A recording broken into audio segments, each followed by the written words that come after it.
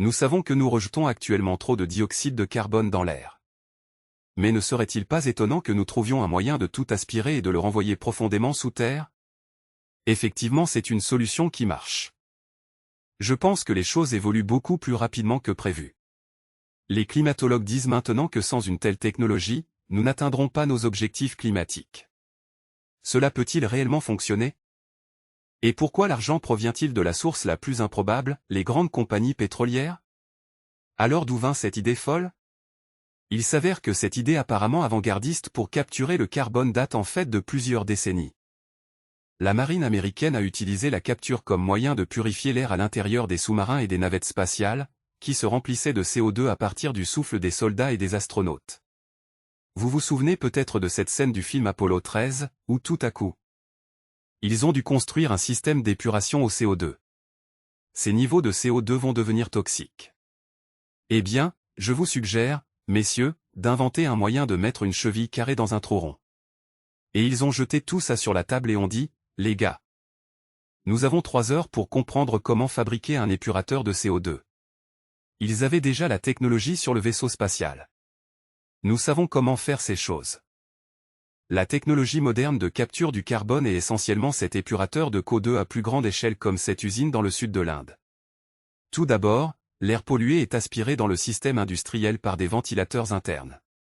Après avoir été nettoyé des impuretés, il est transporté vers l'usine d'absorption, où il est refroidi puis envoyé dans un solvant liquide qui absorbe le CO2 qui est ensuite déplacé plus loin dans l'usine pour être traité tandis que l'air pur, qui n'est principalement que de la vapeur d'eau est maintenant libéré. Le CO2 est ensuite extrait du solvant et peut être utilisé pour fabriquer d'autres produits, comme le carbonate de sodium, où il est utilisé pour chauffer les serres ou comme combustible. Vous pouvez capturer le CO2 directement à la source de la pollution comme l'usine indienne où ils brûlent du carbone puis extraire le CO2 de la fumée émise et le détourner vers l'usine de carbonate de soude adjacente. C'est ce qu'on appelle la capture de source ponctuelle. Des centaines de lots et d'installations à petite échelle, et plus de 50 usines à grande échelle dans le monde le font actuellement. Ensuite, il y a la capture directe de l'air, où de gros ventilateurs aspirent de grandes quantités d'air pollué directement hors de l'atmosphère. 15 usines le font actuellement dans le monde mais les experts disent que le potentiel est énorme. Même si le CO2 est à nouveau émis comme lorsque le carburant est brûlé, il est considéré comme neutre en carbone, il n'a pas ajouté au CO2 qui aurait de toute façon pénétré dans l'air. La meilleure chose à faire pour l'environnement, bien sûr, est d'empêcher les émissions de pénétrer dans l'air. Les entreprises s'efforcent donc désormais d'injecter du carbone profondément dans le sol, dans le cadre d'un processus appelé séquestration, qui peut le conserver indéfiniment.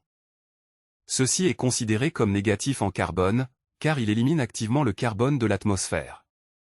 Et cela a aussi des conséquences assez ironiques. Mais plus là-dessus plus tard. Nous savons d'après l'arithmétique du climat que nous avons besoin de toutes ces choses et nous en avons besoin d'autant que possible.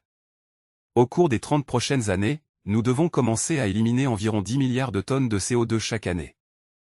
Julio Friedman est l'un des plus grands experts en matière de capture du carbone, qui travaille au département américain de l'énergie.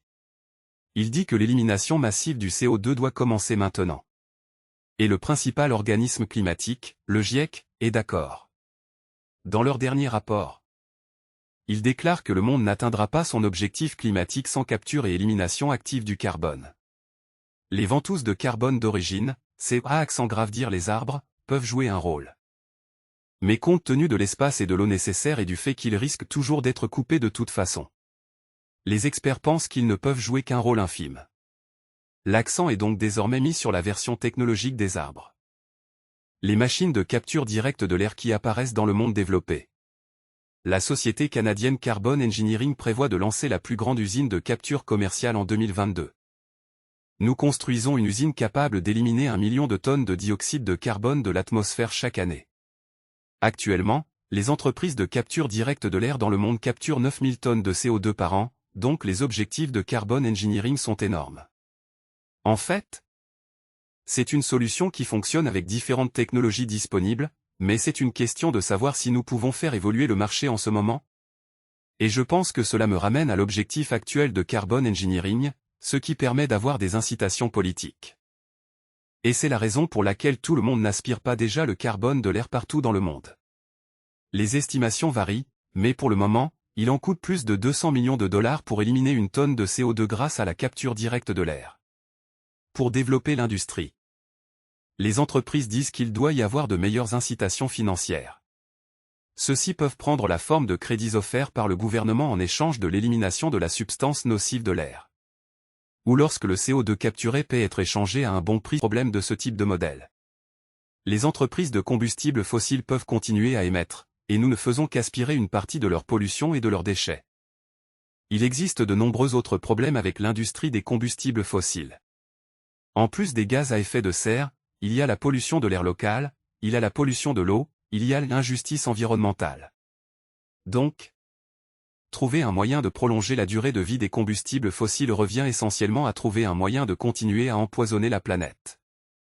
La science est claire en ce sens que nous devons éliminer activement le carbone de l'air. Mais, sans un large soutien public ou des incitations gouvernementales, ces technologies restent entre les mains d'investisseurs privés qui n'iront que là où se trouvent les bénéfices. Pour maintenir la technologie, nous devons assurer une combinaison intelligente d'incitations pour les entreprises non pétrolières, taxer les pollueurs et augmenter le prix du CO2. Je suis optimiste.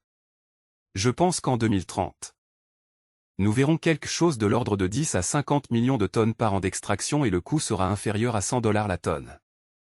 Je sais que nous pouvons y arriver,